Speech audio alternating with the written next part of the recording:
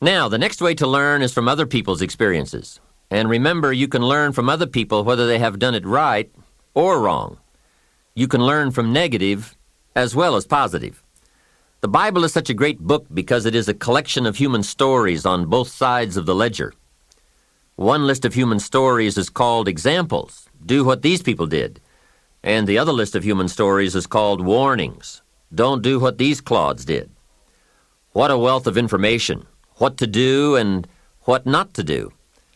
I think it also means, however, that if your story ever gets in somebody's book, make sure they use it as an example, not a warning. There are 3 ways to learn from other people. The first is to listen to the cassettes and read the books by and about people who've accomplished great things. All the successful people I know and work with around the world are good readers. They just read. They are so curious that they are driven to read because they just have to know. It is one of the things they all have in common. Here's a good phrase: all leaders are readers. And they use cassette programs too, especially while they're in the car or during other times when they can't read. Cassettes can help all of us easily pick up new ideas and new skills. Did you know there are cassettes and books on how to be stronger, more decisive, a better speaker, a more effective leader, have a better effect on other people, become more loving, develop personality, get rich, develop influence, become sophisticated, and people don't use them? How would you explain that? Did you know that hundreds of successful people have written their stories in books and told how they did it on cassettes like this, and people don't want to listen? How would you explain that? The guy's busy, I guess. He says, well, yeah, if you worked where I work, by the time you struggle home, it's late. You've got to have a bite to eat, watch a little TV, and get to bed. You can't stay up half the night and read. And this is the guy that's behind on his bills. He's a good worker, hard worker, sincere. But remember, you can be sincere and work hard all your life and wind up broke, confused, and embarrassed. You've got to be better than a good worker. You've got to be a good reader, a good listener. At least he could hear a good cassette on the way home, right? Now, you don't have to read or listen to educational cassettes half the night. Although if you're broke, it's a good place to start. But here is all I ask, just 30 minutes a day. That's all. Stretch it to an hour if you can, but at least 30 minutes. Half rich isn't bad. 30 minutes. Hear or read something challenging, something instructional, at least 30 minutes a day. And here's the next key. Every day. Don't miss. Miss a meal, but not your 30 minutes. Hey, you can get along without some meals, but you can't get along without some ideas, examples, and inspiration. There's a Bible phrase that says, humans cannot live on bread alone, or food alone. It says the next most important thing to bread is words. Words nourish the mind. Words nourish the soul.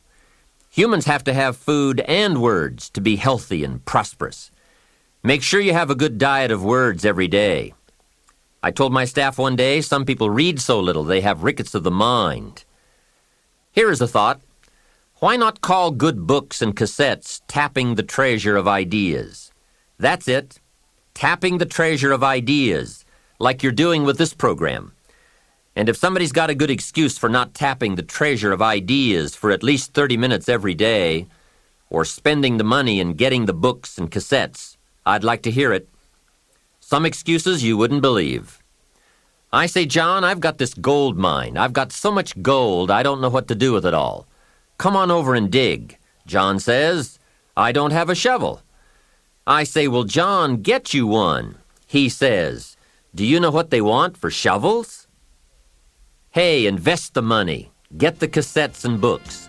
The best money you can spend is money invested in your self-education. Don't shortchange yourself when it comes to investing in your own better future.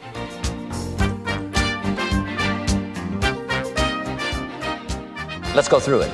You need a good library. Shuf got me started on my library. Here's one of the books he recommended, Think and Grow Rich. by Napoleon Hill. Think and Grow Rich. Shoaff said to me, doesn't that book and title intrigue you? Think and Grow Rich.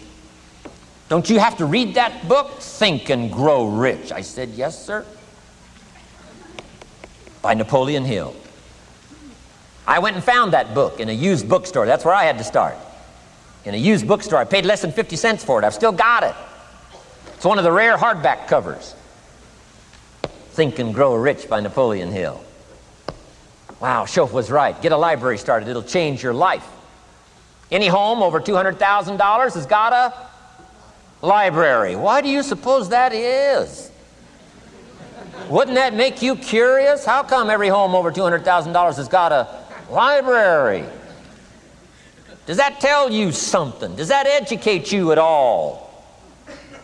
You say, well, I can't afford a $200,000 home. It doesn't matter what size home. Take your present apartment, clean out a closet, call it your library, and start acting intelligent. And start this process like I did. Start developing a library. Here's what your library needs to show: that you're a serious student of health and life, spirituality, culture, uniqueness, sophistication, economics, prosperity, productivity, sales, management, skills, values of all kinds. Let your library show you're a serious student.